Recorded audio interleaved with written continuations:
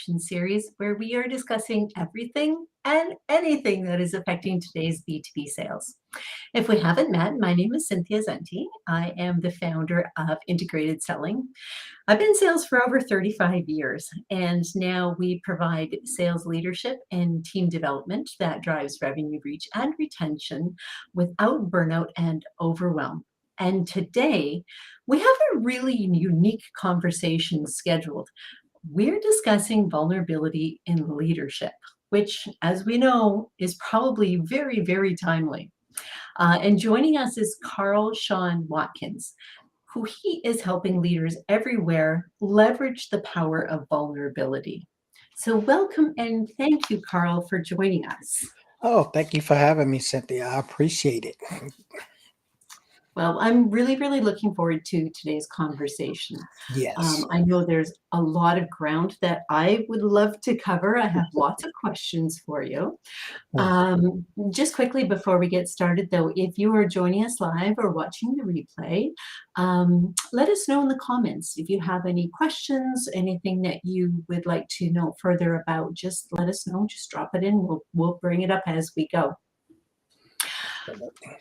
Before we get in, though, Carl, can you please take a moment to introduce yourself? Tell us who you are and how people can find you. Sure. I am Carl Shawn Watkins. I am the CEO and founder of Carl Shawn Watkins Consulting. We are a coaching and a consulting firm. I like to make sure that we let you know that there's two avenues from which we embark and empower leaders. And I just primarily empower leaders and trying to transform them to overcome their self-limiting beliefs and their fears of leading vulnerably. And that's where I came up with the concept of vulnerability in leadership. I know that premise or somewhat has been shared through the Brene Brown and her series, but I do it with a uh, quote unquote authentically experienced, lived experience way, not so much as the case studies and the research on that part. I've done a lot of this on my own homework of me living through these phases, and I just come up with a four-step plan that pretty much empowers you to lead authentically and to lead with vulnerability for those to follow you. They would want to follow you. So, oh, and you can reach me. I always forget this part, right? It's That's more okay, I'd remind you. important. You can go to my website, carlsonwatkins.com. Check out a lot of my blogs on there, /blog. Read a lot of what I talk about. And also, I delve a little bit onto that equation that I created a few years ago, diversity plus vulnerability equals inclusion. Kind of get my thought process on that and how it plays a big part with the DEI spectrum as well. So go on there. And on LinkedIn, you can find me at Carl. I think it's Carl S. Watkins 1. So LinkedIn as well. So Oh, that's wonderful. And if you are not following Carl, please make a point of doing so. yes. The information he shares, the wisdom he shares is really invaluable. And I think it's something that we could all really take to heart and spend a bit more time considering. And welcome everybody who is joining us. Thank you for letting us know where you're coming from. And Cecilia from Cape Town, welcome, welcome. Africa. All right. Right? Global. We are global today. We are global because I'm Canada, you're the That's US, it. I'm in the and now US and we've we got got Africa Philadelphia. hanging on. All right. I love it. So my first question to you is, what is vulnerability? Because I think everybody has varying degrees about it. So when we're talking about it for the purpose of this conversation, what does it mean to you? I'll give you twofold in that, and I'll give you a little backstory with that. As a child, I was given a dictionary as a Christmas gift. And in that, my dad, me and him had a game, if you so to speak, that we would walk through the dictionary. He would teach me how to spell the words, teach me how to pronunciate them, teach me how to use them in a sentence. So at a very young age, I had an identity effect with words in the English language was ambiguous. So the meaning of things oftentimes did not really put a meaning to the same. They would also be individuals. Now, don't bear in mind when Merriam-Webster wrote the dictionary, it was to give us a basis of understanding what words mean. But as a kid growing up in the ghettos of Chicago, I often figured that some different dictionary terms didn't mean the same thing to me as it did to my counterparts or my colleagues or peers. So I started applying what those words meant to me. So when you ask, what does vulnerability mean? The dictionary will tell you that it's a weakness or it's a lack of confidence, or being exposed. And the critical piece of which I think we all get our fear from, it denotes the second part of that, that it says that it exposes you to harm or danger. So when you hear that, the correlation is that it's all negative.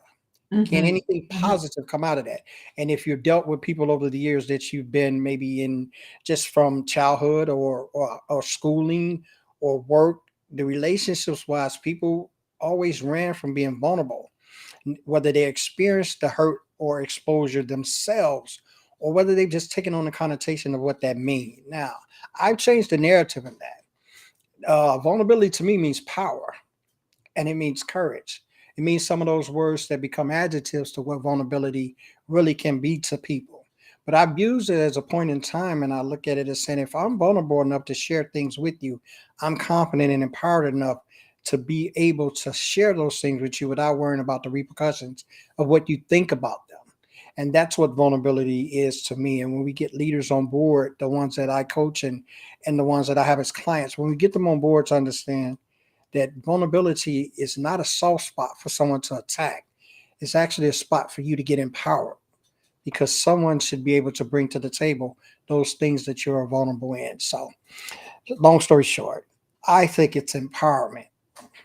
I love that. So, Mhm. couple things. First of all, I love that you got a dictionary for a gift because to me, I used to obsess over the dictionary and Yeah, the encyclopedias. To me, that was like the best thing ever that we had in my family. absolutely. And I still study words because I think it's really interesting. And you brought up the word ambiguous because it's very true. English and by nature is very ambiguous. Absolutely. What I hear is you're right. It's very counterintuitive to what people think vulnerability is. Hmm. And obviously, there's a lot of fear around that, right? I would think fear is probably the biggest barrier to being vulnerable. Would you say that that's I think fear would go, it will go hand in hand. Fear is the one we give the most credit to, but the Mhm. one that we don't align the credit to is shame. Because oftentimes Ooh. we're not vulnerable because we're ashamed of either what we've done, where we are, or what we haven't accomplished, because we guide our principles and we guide our success on those things, the things that have happened in our past, the things we're currently not being good in, and the things that we see others as, that we tie ourselves to as being success. So when we have those three barriers working together on the inside, automatically the shame kicks in, because I'm not Mhm. as, and I'm not like. So we start comparison, which is what I call one of the C cancers. We start with the comparison process of, oh, I'm not like them. Oh, I should be more than. Oh man, I would love to be like. And when we start those comparisons, we give away our greatest superpower, which is the value we hold. So vulnerability allows you to see that value in yourself as already just being empowered by who you are. Can't change your past. Those are things that's happened. Maybe your circumstances and situations weren't the greatest. I grew up in a household, and we was a poor neighborhood, and I eat peanut butter and jellies for dinner sometimes as my meal. But that is not where I am now. I can go buy a steak from the grocery store whenever I want. So we can't compare those past things of where you will be. Now, what you can work on is the continuous improvement of where you are. You can always, if you're in the present, you can always get better in the present. And I think shame really carries that more so than fear. A lot of people won't admit that because they say, oh, I'm fear of being hurt, or fear of being scared. What's the fear? The fear is the shame that you're not in a place where someone would think you should be, or someone has put on you as a connotation of saying this is where you should be at this present moment. And we give that power away to people. I really still can't get over that and understand that. But that's for I'm another act oh, I am going to be re-listening to this part on repeat. day. That right there, tying it into shame is so insightful. So insightful because that's exactly what happens. It's the fear of the shame, if Mhm. that makes if that's, kind of it's like Yes. because like if I'm vulnerable, that means I'm admitting to being Hmm. less than what I think I should be because of what somebody else said I should be. Yes. But that is such a dark spiral. Oh my goodness. And Stepping a out lot of of us get enveloped. We get enveloped by it. We get overtaken by it, and we never we never live to our true potential, and we never get to the places that we are because a lot of times we let relationships dictate to where our successes lie. So whether Oh, that be from a kid as a parent, they garner you toward things that they want to be better for you, but in essence, they really inhibit you because they put barriers on you to say, "I want you to go to college, and if you don't go to college, you're not successful." If you don't, they put these on there, and it's all with the mindset of thinking that we're raising and cultivating a child, or we're doing the safe things for them, or we're shielding them. We put it in all kind of categories that satisfy what we're doing, but in all actuality, you're really inhibiting them to dig down into who they are and be successful mhm. about the things they love to do and who they are. I've never placed on. I played sports and I was kind of smart. I never pressed on my kids when they wanted to go that route, play sports, or I never tried to. And people call it living their life through them. I never encouraged them to do those things that wasn't pleasant to them or what they didn't derive on. Did I say something about the importance of education all the time? But I didn't put it to them. If you're not a college graduate, you're a failure. And we say that not in those terms, but a lot of times as parents, we say that in the actions. When they come Mhm. on with a B and we don't mention the B, we talk about an A. Well, why you didn't get A? Well, it took them a lot of work to get that B. Let's Oh, acknowledge that B. Let's build confidence in that B, and maybe the next grade will be an A. and is that something that they truly desire? Because, I mean, I just Mhm. came up against this in my personal life when a friend of mine was sharing, it's not school, but she was sharing how she's traveling this summer, meeting her daughter halfway around the world. And Awesome. my situation is, you know what? I have a son with developmental disabilities and other commitments. I just can't up and travel like that, right? Mhm. My world looks very different. And I started doing that. I started that, ugh, you know, but then I realized, you know, I got really open and vulnerable looking at my real feelings around that. And is that really what I want to be experiencing right now in my life? And the answer was no. That's actually not what I want to be. It didn't need to look that way. I can still have similar experiences, but it's okay for them to look different. But I really had to step back and say, okay, it doesn't need to look that way. And I would you say that is would fall into this kind of conversation or this category of being vulnerable, being able to look at Absolutely. it? And absolutely. And vulnerable, to give it an extension of understanding, it's just really the awareness of where you aren't. Mhm. That's really what it is, and that's not the connotation that lives in it through our thoughts and imaginations. Is that, oh, if we're not, then something's wrong with us. No, you're not, because you're not. It's just really that simple. It's not Yeah. that I'm not this because there's something wrong with me or I'm not enough. I'm just not that because basically maybe I haven't qualified to be that. Maybe I haven't put in the work to do that. Maybe Right. that's not my calling to be that. So a lot of times we have to look at the totality of it, and we give a destination to our failure before we've even took a travel on that road. So oftentimes we look on the road of a destination and say, "Oh, this is where I'm not going to be," but you haven't even made any steps toward that. So those are the things. So yes, when you see that, that's just an awareness of your situation, and that's truly what vulnerability allows you to do. It allows you to be, okay, this is Carl, this is who I am, this is what I can do, this is what I can't do.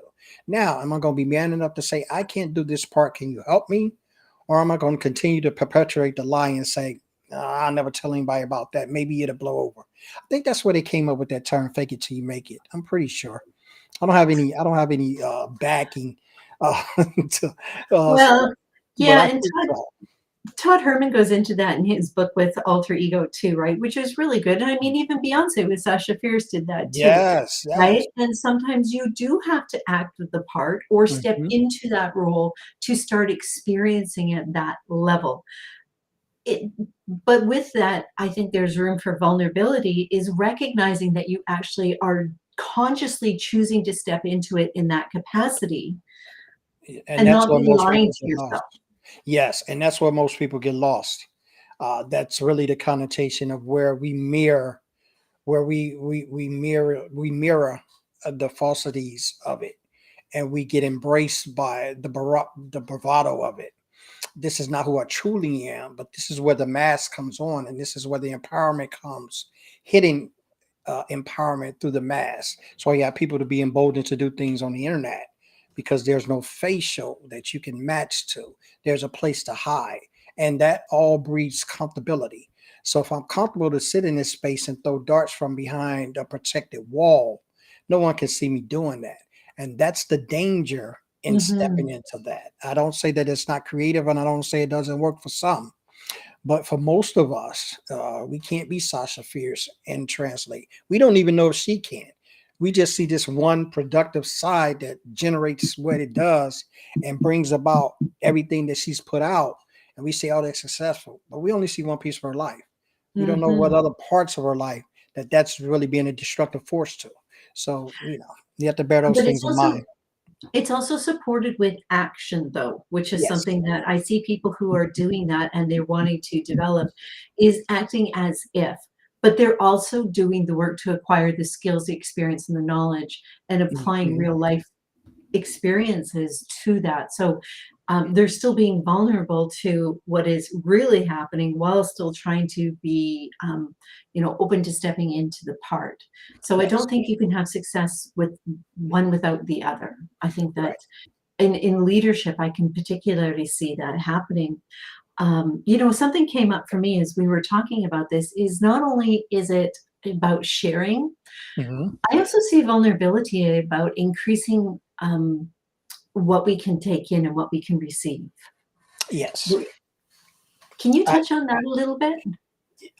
It's definitely that it's a gateway, and when I say that, I call it the superhighway. In vulnerability, we have senders and receivers, and all of us are both of those at both Mhm, points and places and different times within our lives. We're a sender and we're a receiver. We are on the sending end of what we would call the vulnerability vibes, which is okay. I'm sending out this cry to help, so to speak, where there are points and places that I'm kind of stuck and I need help to. Now, how we communicate that is different for all of us and it's very individual. But then there are points and times where people are sending those to us individually and we become receivers. And this is where we really get the true definition what people tend to say about vulnerability because a lot of times we're not self-aware that that's what people are doing. So we in those points in times we criticize, we ridicule, we talk about, and that was closes the loop where people say, okay, I was vulnerable with them and I got hurt. I exposed myself to them and they didn't. This happens and there's fair amount of that, but it's such as love. If you love one person and they break your heart, you think you're not going to love again? You can mhm. always say, oh, I'm never going to love anybody again, but love is feelings and emotions. So you may run across someone that triggers that. That's how you have to look at vulnerability. So I struck out with this one. I put it in the places of where I can use it in a formality. Yeah, you know what? This job wasn't the greatest for me, so I'm going to leave this job. Now, do I still need one? Of course I do. But this job didn't work out. That's how I look at vulnerability. I was vulnerable with this person. It didn't work out. It didn't work out. They didn't receive it. I didn't get what them. I didn't get from them what I needed. So what I do, I take me and my vulnerability, and I go to the next one. Someone will be able to provide that at some point in place. Yeah. So this, though, I can see easier to talk about Oh, than being able to absolutely. implement. Absolutely. Right? It It's takes great work. to say that, like, oh yeah, that they just didn't pick up on that. But in that vein, is there something that we can communicate to people that, you know what, look, I'm just trying to be really vulnerable right now. Mhm. Are I you would open to hearing what I'm saying? Like, is that something that people can do? Is there something that they can communicate? Like, you know what? Hey, I'm kind of opening myself up here. I think where we've come into this, and I think time plays a big part of that. When I first started talking about vulnerability and leadership, I was talking about it from a place of an African American man in leadership and was steadily being passed over by my peers that didn't look like me. And I couldn't understand the premise of that because a lot of them, and I'm not bragging on me, but I was smarter than a lot of them. I put in more work then. I mean, that's just how we were brought up. Most minorities was brought up to, do double work because you're going to need to so you can outshine everybody else. That's just a culture of where we've been. And anybody that's a minority is watching this understand exactly what I'm saying.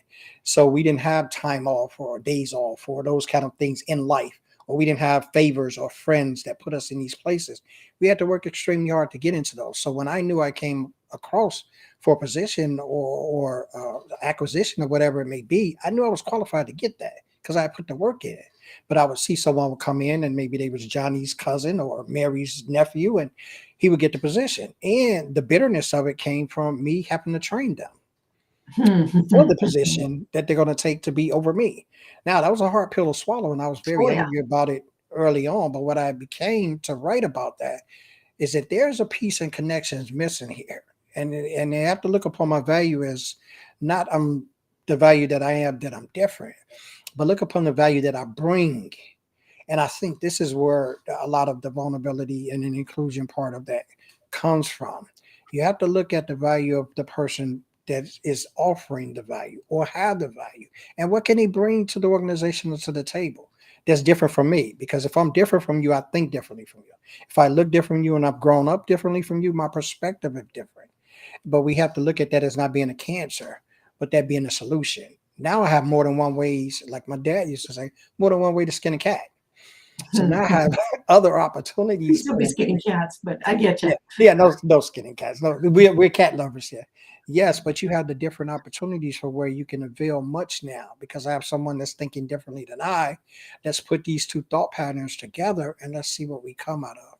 And I think this is what we really miss when we don't deal down and have those conversations. So it's easier to be said.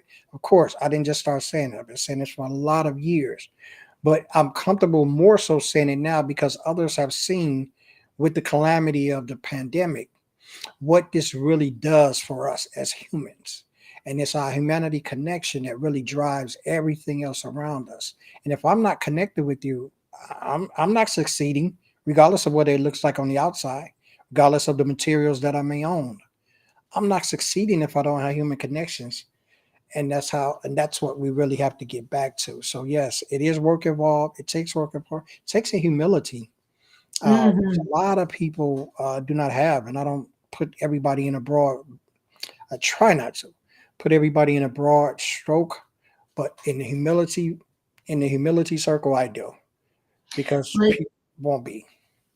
I find it something that humility means really a big detachment from the ego, which I think is hard for a lot of people, right? Yes. And even having that self awareness of being able to detach from ego and not having attachment to what the outcomes are and how it's going to affect us. Like, Mm. so for the how it affected the person, and just letting the outcome be what it is with the goal of actually just having those connections and learning, Yes.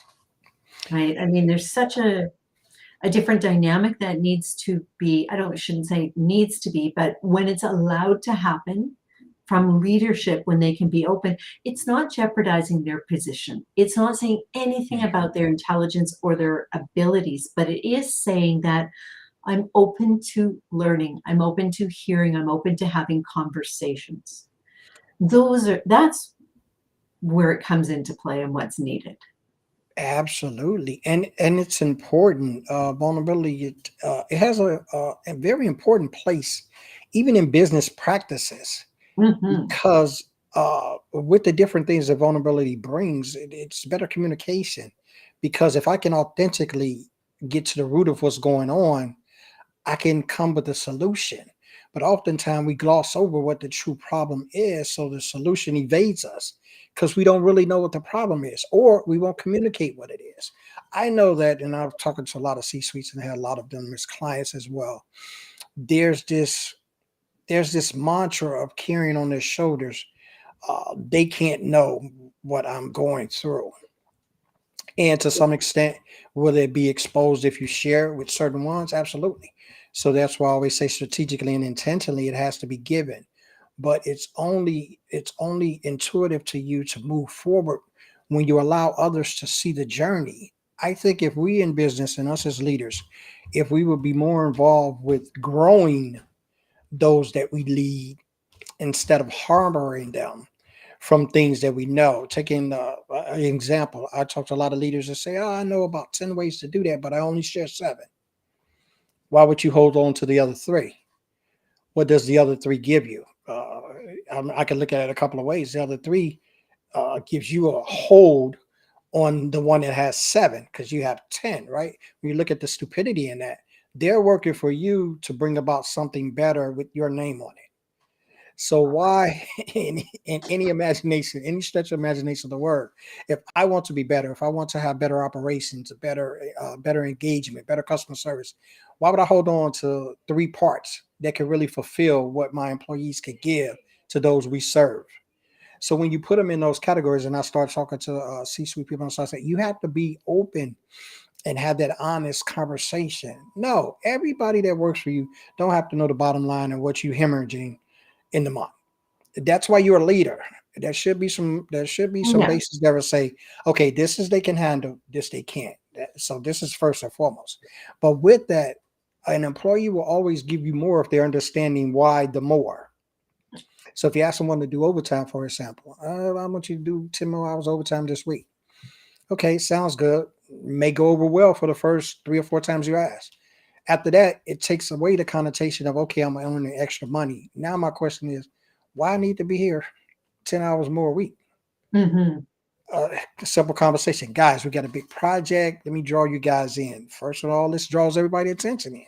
Let me draw you guys in. We got a big project that's going to benefit us, not only me as a company, but you guys individually as well. It's going to be a great opportunity to grow, for you to learn more, and you to be get exposed to situations and circumstances you hadn't before. This is an awesome opportunity. So to us to fulfill this, we're going to be handing out 10 hours overtime all this week. So if you guys want to jump on that and join that, now I'm like, oh wow, this is an opportunity for me, because employees want to think about them. It's an opportunity for me to grow, for me to learn, for me to be put in places where I wasn't before. Sure, I'll give you 10 hours, not a problem. Same situation, same thing accomplished. But now I got someone that's really prepared to put their all in, instead of someone just sitting there. I got an hour and a half left, looking at their watch. Oh my God, I'll be glad when this day's over. See how that affects? Yeah, we come across this all the time in sales where we've legacy approaches. We have this information disparity where the seller has all Yeah. the information, and the seller, they think that it's not the same anymore. People have insight. But more than anything, especially with employees and with leaders, that inclusion, which there's Yes. two parts of that inclusion, with having diversity in their teams, because hey, guess what, your buyers are diverse as well, and they want to be seen and represented in your organization. They also want to have those different points of view, so that's really, really important. But people want to be a part of something. They want to have purpose and a reason for being. The more we can share with people, again, to what's appropriate, to what you know will add value, it just makes for so much of a better environment Yes. for growth and for better communication. Yes, it does, and it leads to that. It creates an environment where everyone is safe to learn and grow, not only from what's going on, but from their mistakes. Mhm. It creates and it breeds a conducive environment. Say, oh, okay, I didn't get that right, but this is an opportunity for me to learn. When leaders come in and they adjust to that, and they say, okay, of course, we don't want mistakes to be a continuous or reoccurring thing. But what we want to do here is offer a safe space to say, okay, there's a learning opportunity in these mistakes, and I'm going to be with you on this. I'm going to be with you on this journey.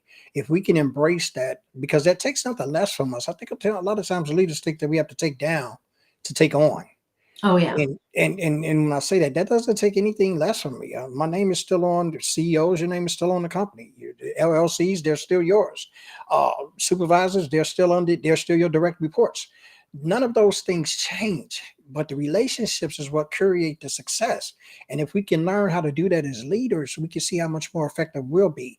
And not only that, we give the onus on those to take accountability for what they do. So if I'm there and I'm the leader, and the only thing I do is come in and speak to everybody, go in my office, close the door for 8 hours. I don't engage. I don't talk about nobody. All I do is holler about, I don't get these reports. I don't get this. Where you guys coming? I'm not that kind of guy.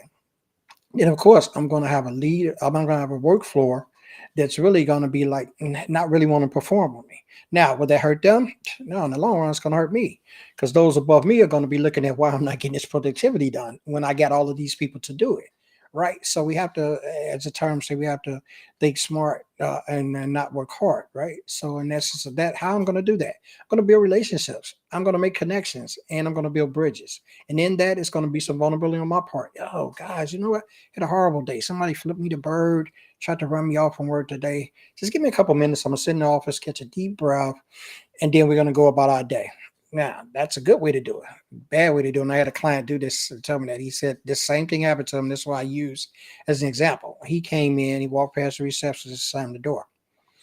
Didn't say anything. Same thing happened to him. He got ran off, not totally ran off the road, but he got swiped off the road, and somebody flipped him the bird, and that was his driving to work. Now, without him acknowledging his receptionist and his secretary, and kind of delving into a little bit of what has just happened, so he need to take a breather. He came in, walked past her, slammed his door to his office. Now you've disrupted the whole workflow because you have those that have heard you come in. Oh, I wonder what's wrong with him. Now, no productivity is getting done because everybody is whispering. Everybody's talking about what went on, why you like this. Now everybody's on eggshells. They can't even really perform and do their job because the connotation and the environment that you've just created. And I said to him, I said, well, take this way about it. I said, well, if you come in, stop at your receptionist and say, Mary, Jamie, Tracy, whatever her name may be. Look, I just had a rough ride in. Could you hold all my calls? Give me a couple minutes. I'm going to get a cup of coffee, take a breath, and then we'll come out and go over the things that we got to do for the day. Now, what you did is you've given your receptionist an opportunity to say, oh, if something happens to me, I'm in this environment where I can share that with my boss. And it's not nothing that I had to harbor or hide. And you also have your productivity continuing by those who working and has no idea what have taken place. And you set the stage for you to go calm yourself down, bring yourself to where you can be fruitful and come back out and appear before those that you're leading. He's like, oh my God, I never thought about that. I said, yeah, most leaders have it. You know what? It's true. We see it happening with families and relationships all the time. We're just like, you could come in and just say, you know what, rough day, need 5 minutes, back in five, Yes, and everything is fine. Because it's human nature to it need to is. decompress when those things happen, right? But Mhm. on the flip side, like you're saying, if we don't communicate, if we create that environment where it's not okay to talk, and Yeah. now I'm going to be guarded, and I'm going to be on pins and needles, wondering about, oh, am I going to trigger them? Is it going to be, and when you start increasing diversity in work environments, when we have different cultures at play, nobody really knows what could be a trigger, what couldn't be, or things like that. So there's so many more considerations where if we just say, you know what, this was really crappy, I'm just going to go chill. Nobody's going to think less of you. And I can honestly say, from all the leaders that I've had over the years, the ones that communicated and said, you know what, ugh, I did this or this didn't work out, I had more respect for them than anybody trying to dictate what I did. Yeah, because it's what you're allowing, and that safe space is so critical. A lot of people say, "Oh, when you saying safe space, safe psychological space, oh, we want to make the work, we want to make corporate kind of like wimpy. Nobody has a back. You're being vulnerable. There'll be tears." They associate all these things with being vulnerable, which is really ludicrous to me. Do they happen? Of course they do. Sometimes people do go overboard. There is some oversharing. There are those instances where that does happen. But if you created the environment where people feel safe in that, you really take away from the overness of that.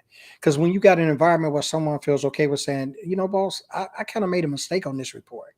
Can I get an opportunity to take care of that? No, we won't have that because what we'll do is have a leader who will call a conference or a meeting. And instead of addressing the individual that made the mistake, they'll blanket the whole team. Say, so I don't know what's going on. Somebody is doing this and that. You know exactly who's doing it. As a leader, go to them and say, I noticed this. Don't worry about it. Let's get this fixed. What do you need from me to help you overcome that? See, we forget that as leaders, we're there to be servers.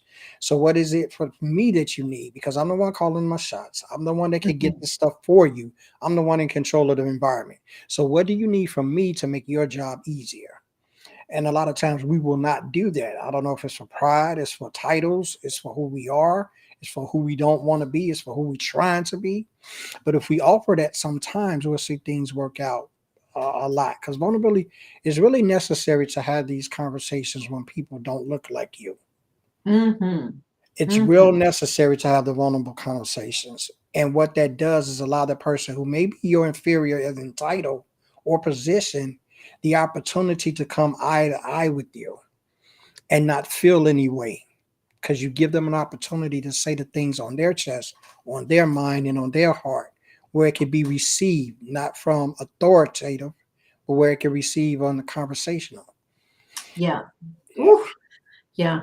I mean, I can only speak from my perspective. I mean, yes, I'm a white woman and experience a whole lot of privilege. Hmm. I've also been a white woman in sales for over 40 years, and the last 17 years in tech hardware, where it's primarily defense contractors. And, there's my consulting business and then the other work I do in tech hardware.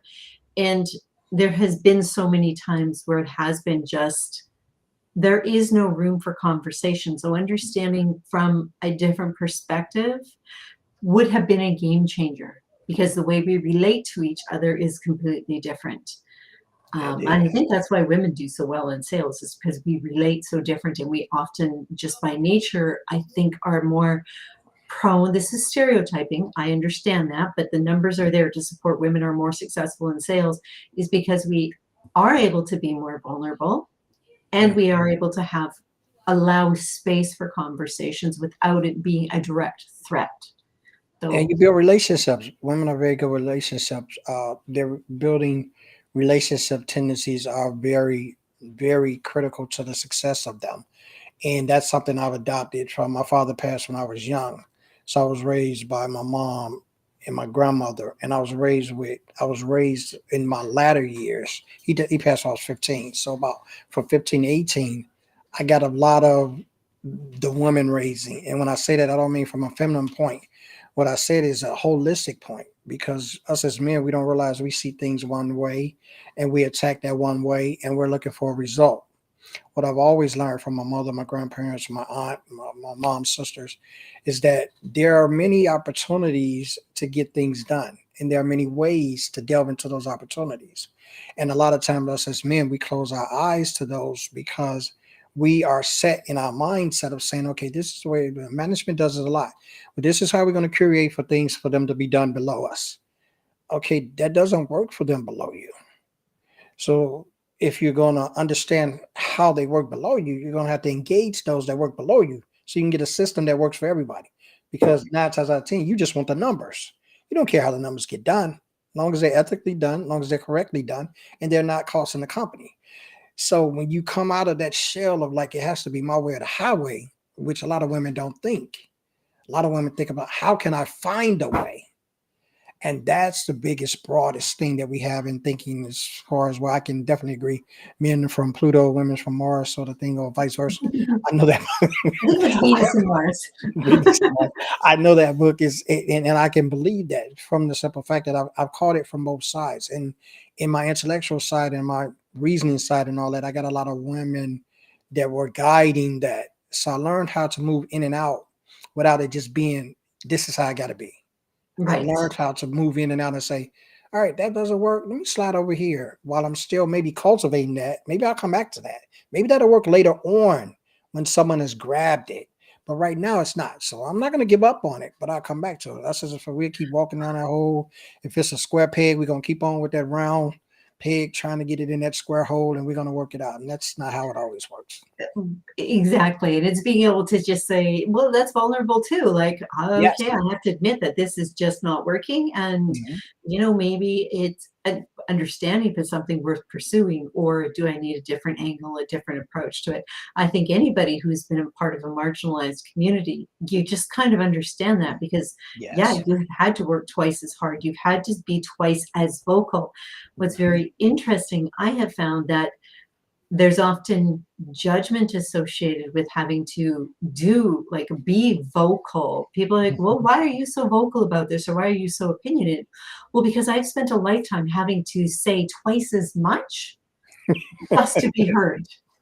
And now the same thing you're Mm. criticizing me for is actually what has Yeah. allowed this to be successful because our system is set up that it hasn't allowed for that vulnerability. So I'm really happy to see that conversations like this are happening and for the work that you're doing because it's a much better, easier, fulfilling, and profitable way to do It business. Let's is. not leave profit out of this because it's much more profitable. With sales, we got to put profit in there somewhere. Um, Yes. but when we think about how it affects employee retention and their Mm. performance, their engagement, their satisfaction, the impact is massive. And does it just come down to, is it the association? Not to say, I mean, the work is extensive, but is it just because of the association and the meaning that people have attached to vulnerability? That has been in everybody that I've worked with, even over the course of years where I wasn't even on I even had an online presence, even in doing trainings and such as I did at companies that I work for, Fortune 100 companies. I work for some big ones, Deutsche Financial, Lockheed Martin, GMAC, Mortgage Corporation. I worked for some big companies over the course of my career. And the biggest thing has been the connotation that has been permeated from us learning that as youth what vulnerability means. And it was always married to the connotation of fear or being less than. Yeah. So that is so ingrained in our psyche. Only thing I could do to start talking about this, even when I first wanted to do this as online presence, my very strategy in the beginning was to change the narrative. I didn't even tie it to anything. I just really, over the past year, started really permeating into the leadership and the C-suite part of this. But I spent about a year of cultivating changing the narrative.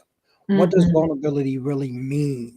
And what does it mean to me? It's individual. What makes me Hmm. vulnerable does not make you vulnerable. So therefore, I can't get a plain dictionary definition of it and say this applies to all. It's not one size fit all. Yeah. And once you start changing the narrative to that, and with the help of the pandemic, having people being able to hear and see the things that I was saying, it made it much more available for people to talk about. Then, not only that, they were put in vulnerable positions. People losing jobs, people working from home, being stuck in the house, homeschooling, all of these pressures where we had the opportunity to leave in the morning and come back in the evening. And all of these things that we didn't have to deal with throughout the day because we were either at a corporation or a job or work. Now they became face to face with us. So now we Hmm. really got to look at ourselves in the mirror of our circumstances and say, okay, where am I? So of course you get the people that are reevaluating their every stance, the people that are now saying, I put up with that at work. Why? Yeah. 'Cause Why? there's a clarity of thinking now. It's no more you guys riding and I mean, it shut down everything. No more going out to dinners. No more. I mean, we got to be at home, right? The pandemic had cut down everything. No more riding in the cars, eating on the road, taking Bobby to soccer practice. And, it was some more of the fluff to fill our time with. We really had to get down to the brass tacks of things and say, okay, now I got to actually communicate. Now, No. Yeah. now I can actually sit at the table and say, "How was your day?" and wait for a response and listen to the response Yeah. instead of So that texting them, "How was your this. day?" You know, we started engaging in ways that we was already suited for engagement, but we lost for technology. But what did we do? We did that and we delved it and we pivoted and we got those same things that we are good at and put them into technology. So now I got the opportunity for people to hear, vulnerability is not that bad because I experienced a few things during this pandemic and it changed my thinking. So now I'm open and honest about how I'm feeling about things. And I feel so much better. It's sort of like exercising. You always get this thing on you. And I know I have it all the time. I do walking every day and I say, oh man, I gotta go do this walk at 7 o'clock.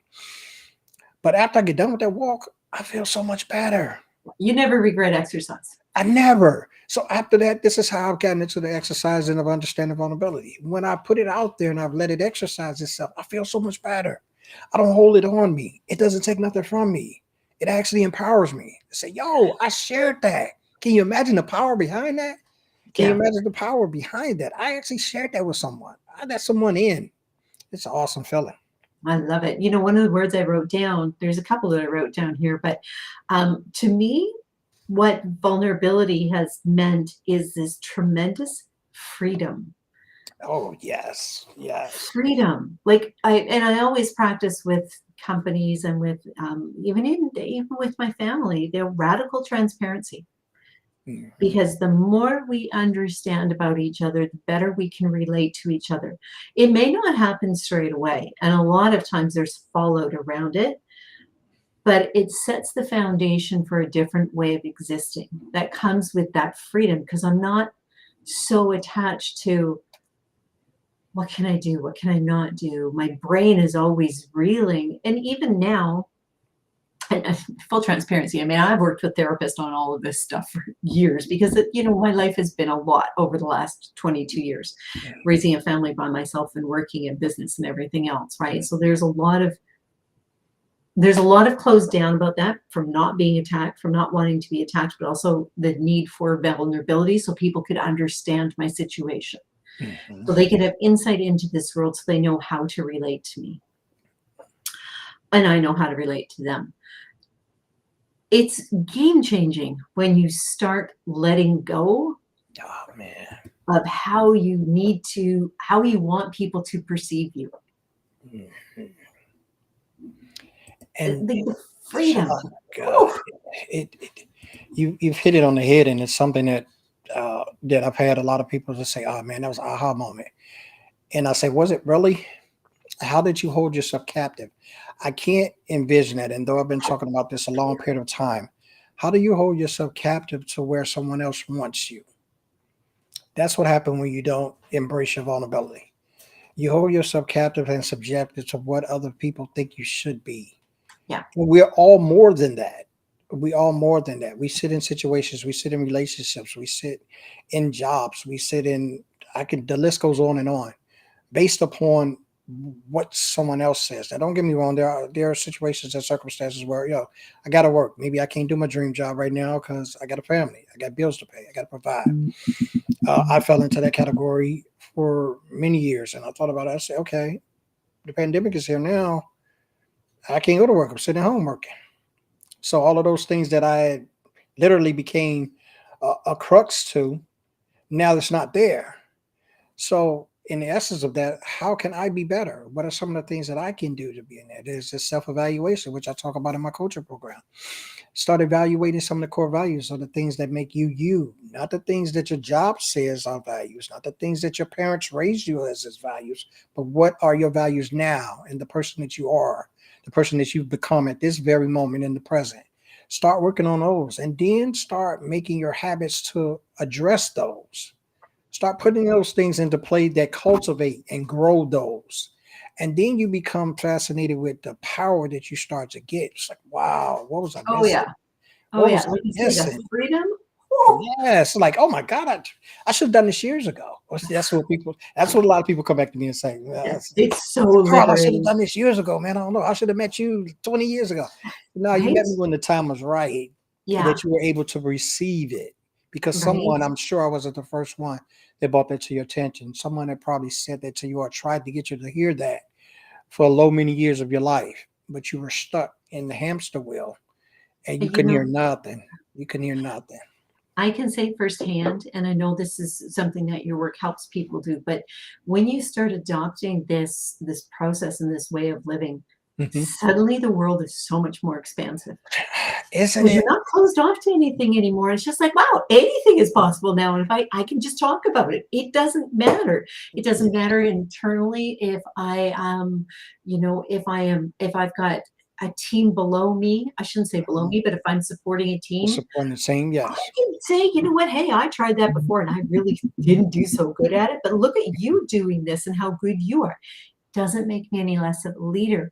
But in the Right. past, 20 years ago, growing up in legacy sales, there was no way I was going to mention that because then my ability would be called into question. Now Mhm. it's also an age thing too, because now I just don't care anymore. I shouldn't say I don't care, but I'm not Yeah. threatened by it, It's right? and So that's that's the vulnerability. right, and that's the key to it. We're not threatened. I often use that when I talk to my clients as well. I use that analogy of the closet. And I say, okay, you have a closet and you have a key to the closet. So you lock yourself in the closet. Now, what does that avail you of? Everything within that closet. There are things in that closet that you can use, and there's things in that closet that does you no good at that present time. So when I lock myself into a closet, what have I done? It's a couple things I've done. I've locked out all the resources and things that could grow me. Because if it's not in that closet, I don't have access to it. And if I don't have access to it, I can't develop and grow. So I tell leaders and C-suite leaders, okay, when you give the key away, Now you can unlock the closet. Now what do you have? You have an open door, which is freedom. So now I got access to a lot of things. Some may hurt, some may not. Some may grow, some may not. But one thing I can say, the opportunities are there because I've unlocked the closet.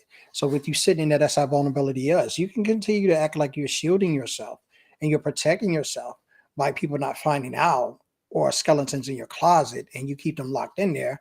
Yes, but you also keep them in there with you. Yeah. So you can't grow past the skeletons because they're in the closet with you. So when you open the door, you know the skeleton's not going to leave, but it gives you an opportunity to leave. It gives you an opportunity to leave the past. It gives you an opportunity to grow your future. And it also gives you an opportunity to become what you were destined to, because we all have a destiny. We don't always fulfill it, and some die before they even realize it. But we all have a destiny. And if someone's coming to you constantly with a problem, therein lies that you are a solution. So once we figure that out, we'll figure out our destiny. Oh, that's interesting. Mhm. I could go on forever about this because I still have so many questions, but we are running out of time. I'm like, I'm so sad because please, please, you'll have to come back on again. I would Oh, love to absolutely, have more absolutely. conversation We'll around do this. part two. Right? Yes, we'll And do well, part. I think it's just really, really important because it's showing people that there's a different way of not only doing business, but there's a different way of relating not Yeah. only to others, but to ourselves. Yes, and that's really where the empowerment comes in. You get Yeah. to know you. Being vulnerable is being vulnerable is not for others; it's for you. Like I say, it was one of the biggest liberators I ever had in my life. Mhm. It's just like you don't have to do the facade anymore. Man, You a can mess. do it because it's exhausting, right? It's Yes, exhausting. And it's it's just like, tiring. yeah, you know what? I mean, I will acknowledge the privilege I have that I am in this position now that I can do this Mhm. because it hasn't been easy. It's been, tooth and nail, the fight tooth and nail to Yes. get to this point. And I'm still surrounded by a lot of things that are, in a very misogynistic world that are, Mhm. sexist and everything else. But um, being able to be vulnerable is recognizing, okay, this is how I'm reacting to it. I don't need to react to this anymore, right? That's it. Because this is they're keeping me captive in this capacity over here, and I don't Absolutely. need to be there. Whew. Okay, so I'm going to have to spend hours going back through this and pulling out the gems because there's been Yes. so many. Um, I truly appreciate you and having this conversation. Oh, I appreciate you and having me. The more that we have it, the more the circle can be widened and broadened, the more we'll really see the true narrative of what the word vulnerability really means. And in Yeah. each and every opportunity I get to share that, that's what I do. Yeah, well, you've got a platform here anytime. And I Thank you. mean, Thank you. especially in our sales world that, there's so much opportunity for this. So quickly, again, how can people find you? So you Well, can not find quickly, me. but just before we wrap up. Yes, you can find me at carlshawnwatkins.com. Come to the website, look on there. I have services for everything, right? I have everything. So, our team, we do coaching, we do consulting, we do teams, we do individuals, we do corporations, we do trainings. The list goes on. Do the workshops, we do Zooms, we do in person. We do it all. So go there and find out about me. Find out about some of the things that I talk about. Read my blog. I always tell people to read my blog because it's my thoughts. It's my intimate thoughts. When I write, they're intimately. They're the ways that I think and the ways that I think that people would really, really appreciate. So go read the blog. It's the same website /blog on there, and check me out on the LinkedIn as well. That's where I hang. Yes, I got an Instagram and a Facebook, but I don't hang there as much. I hang out on LinkedIn because that's where people give you the trueness of the love that you desire, and they also give you the understanding and the support that's necessary to grow. I love that. So yeah, please make sure you are following Carl because he's just a really great guy. Thank you, thank you, thank you. I try to be. Right? What you see is what you get. I don't hide and I don't sugarcoat. And I think we're at a point in See? place in our lives Canada now. goose. Yes, that people have to be real. So I love that. Well, thank you again, Carl, and thank you everybody for joining us. reach out if you have any questions, and have yourself a phenomenal rest of the day, and go out there and be vulnerable. Yes, be vulnerable. I said so. What he said. Be vulnerable.